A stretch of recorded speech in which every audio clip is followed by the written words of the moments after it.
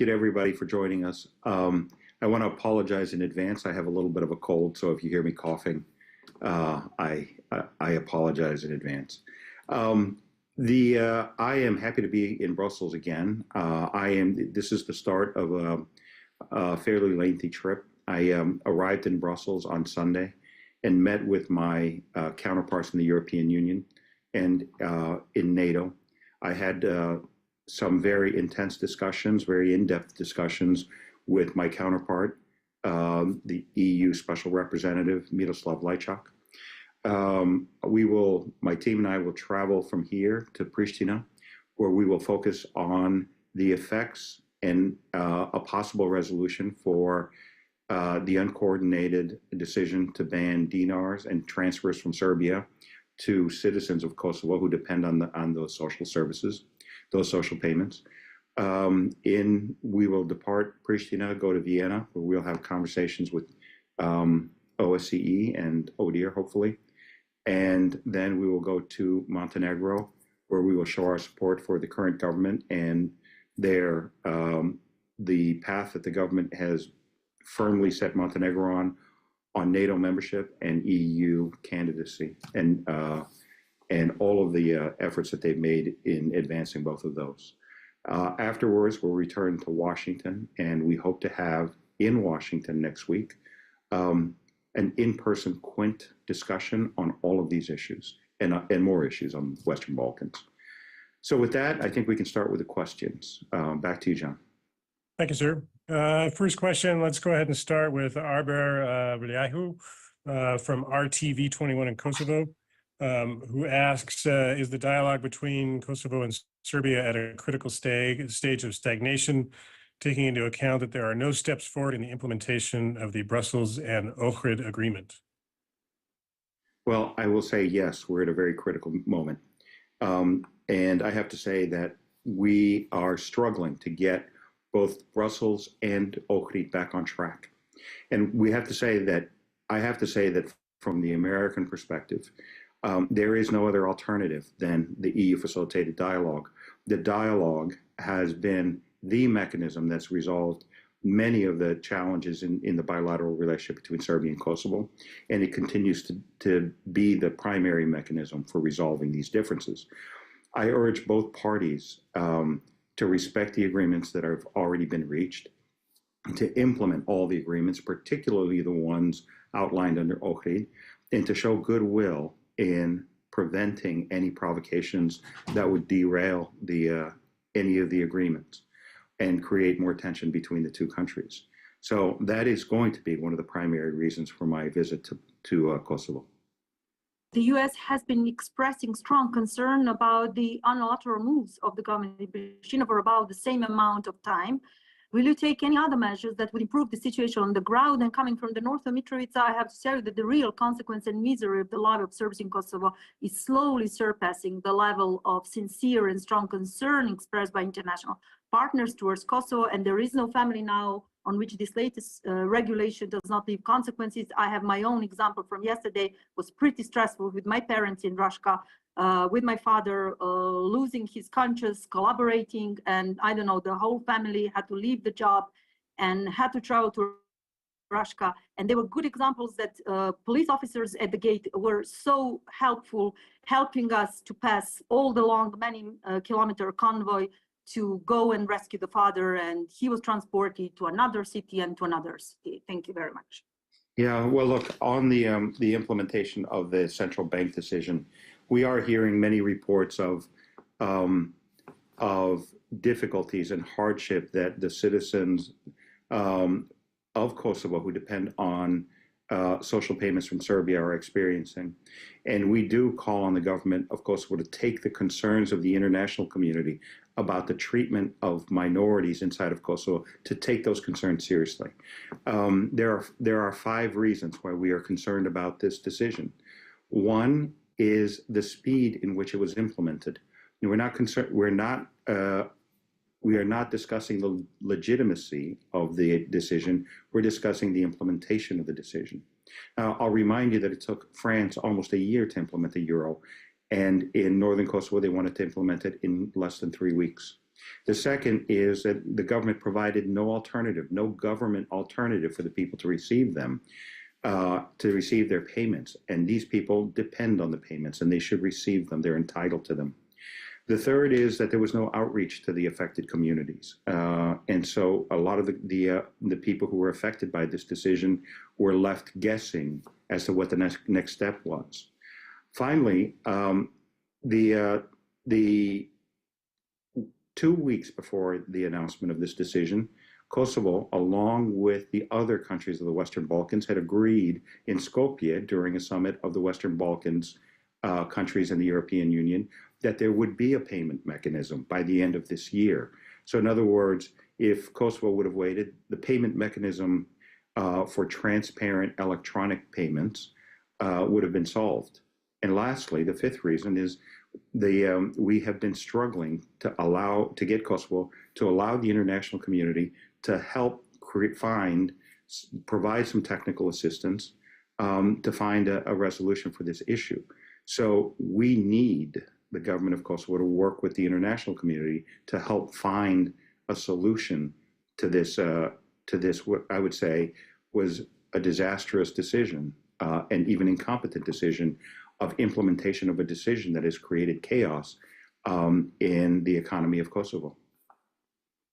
Well, the U.S. has a great many times expressed dissatisfaction with the Kosovo's government course of action. This course of action has not changed an inch despite the vocal dissatisfaction expressed by even high officials such as Jim O'Brien. The Department of State has said that this course of action limits the possibility of the U.S. to serve as an advocate for Kosovo in the international arena. My question is, do you reckon it to be possible for Kosovo to become a member of NATO and Council of Europe if the current approach by the Kurtit government continues uninterrupted? Well, quite honestly, part of the reason that Ambassador Hovenier has highlighted the fact that it's been difficult for us to advocate for Kosovo in the international arena is that the road to the European Union and the road to NATO runs through 5 non-recognizers in the EU and 4 in NATO. Now, all of those countries, before they move forward, they would like to see movement on all of the issues that are encompassed in the EU-facilitated dialogue. So by ignoring the dialogue, Kosovo is ignoring their European partners. So it is impossible for us to convince them to move forward on further integration for Kosovo. So yes, I'm very concerned that Kosovo is not hearing the American offer of partnership to move Kosovo's integration further and faster. Is there time or is there talk to reconsider the role of EU and the US in Pristina-Belgrade dialogue and having them make the transition from being facilitators to some sort of maybe arbitrators if we clearly see that none of the parties is willing and committed to implementing Brussels and Ohrid Agreement? Well, look, I will speak on behalf of the European Union. From the United States perspective, there is no alternative to the EU-facilitated dialogue. The countries are in Europe. Their aspirations, for both of them, is to be members of the European Union. And ultimately, for Kosovo at least, what is most important is that they get more recognitions from European states. So the dialogue is very important to Kosovo, whether they accept it or not. And we stand firmly behind that effort. But in terms of the negotiating strategy, whether it goes from facilitation to arbitration to negotiation, I think that has been a very important part of the strategy, that there are times when the European Union has presented options directly to the two parties, including the basic agreement and a draft statute of the Association for Serb Municipalities. So I do think that the European Union has given many options for this dialogue to be successful for both countries. How did the U.S. policy towards Serbia and Kosovo change since the Russian invasion of Ukraine in February of 2022? Is there a stronger rapprochement with Serbia to push back Russian influence in the country? Well, I'll say that our policy for the region has not changed, but the urgency with which we have to address challenges to European stability within the European continent have changed. So it's far more urgent that we start to resolve some of the open questions in the Western Balkans. Now, that has always included opening a path for Serbia to be greater, more integrated into Euro-Atlantic structures. But in doing so, we want to make sure that we don't sacrifice our other alliances and our other partnerships in the region. And Kosovo is one of them. Kosovo is a very important partner. So we would like both Serbia and Kosovo to be productive members of the Euro-Atlantic community and to have a peaceful and predictable relationship between the two of them. The path to that, as I said before, is the EU facilitated dialogue.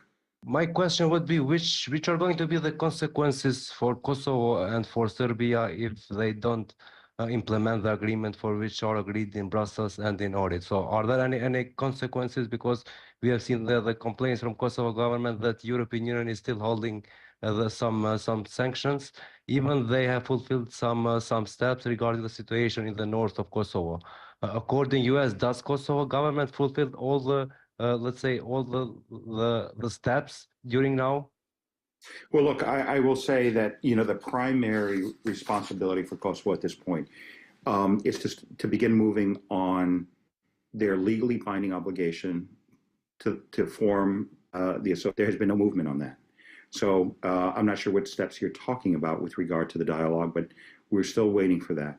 Now, there has been some steps in allowing a constitutional right for residents of the Serb majority municipalities to do a recall vote, but that is a constitutional right. So we are still waiting for both sides to do more on the dialogue. For Serbia, what we'd like to see is that the moves that they have made in support of the dialogue to become legally binding, so that they are legally enacted and not reversible. So we would like to see more from both sides. And because the Ohrid agreement is guaranteed by the European Union, the consequences of not moving forward on either Ohrid or Brussels dialogues is a slower integration of both countries into the European Union. Mr. Escobar, my question is actually about Kosovo government and your relations with them, because it looks like, as you have said, and the US government has made it clear, you have a real challenge and problem and difficulty in dealing with Kosovo government and Prime Minister Kurtit. At what stage are we now? So do you see and do you consider the Prime Minister Kurtit and Kosovo government as a partner, or it's sort of stuck into something in the middle? Just for us to understand. Well, look, I will reiterate what I've always said. The partnership between the United States and Kosovo is between the people of the United States and the people of Kosovo. It doesn't run through one man or one party. But I would say that currently we do have a problem of communication with the Prime Minister. And it's not just the United States. So it's not a problem that the United States has. I think it's a problem that Kosovo has in its communication with the European Union, with NATO, with the UK, with the United States, and with many other partners, including Albania and North Macedonia. So we've enjoyed a very, very close partnership with Kosovo in the past. We would very much like to have that relationship back to the way it was before. What are your concerns regarding Putin's use of Serbia to use the pro-Russia sentiment there in leadership to destabilize Europe? For instance, Vučić said that the former head of Serbia's Security and Information Agency, Alexander Vulin, was not a Russian agent and has always worked for Serbia, but the U.S. sanctioned him. Yeah, look, I have to clarify that what's happening in the Balkans, while it opens the door for Russian malign influence, it is not always caused by Russia. The problems that are occurring in the Balkans right now are deep-seated, long-standing problems that exist between the countries of the region. So in resolving many of these issues, we hope that we would close off the opportunities for Russia to use any instability in the Balkans as a way of weakening transatlantic security. So we are very focused on the issues as they are, and the issues with regard to the Balkans, and not as a sideshow for what's happening in other parts of of Europe, including the war in Ukraine. Miroslav Lajčák, speaking earlier, said that the whole implementation process is blocked because the Kosovo government does not adopt a decree to send the draft statute of the ASM for constitutional review. What does the Kosovo government tell you about this refusal to send it for constitutional review? And do you take this to mean as they have not accepted the draft as it is? Well, they have never given us a full answer as to whether they accept it as it is. We find it hard to understand why they wouldn't submit it for constitutional review. So we'd still encourage Kosovo to move forward. And I want to reiterate, the association would not be another Republika Srpska. It would not be a state within a state. There is nothing in the statute that allows for executive authorities, executive powers, or anything that could create constitutional or functionality issues for Kosovo. It is simply the opportunity for municipalities, Serb majority municipalities, to coordinate the delivery of municipal services in Serbian language for citizens of Kosovo. That's it. And it is a legally binding obligation. So we have heard many different reasons why hasn't been submitted or why it hasn't moved forward. But we reject all of them. It should move forward, and it should move forward as soon as possible. In fact, we believe that the whole question of the DNR issue right now would be resolved through the association. The association, as recommended by the European Union, by the EU Special Representative, includes provisions for the transparent transfer of money from Serbia to those who are entitled to it in Kosovo through a transparent mechanism under the Kosovo law and within the constitutional framework of Kosovo. So the association itself would solve the DNR issue. And so we want Kosovo to move forward as soon as possible.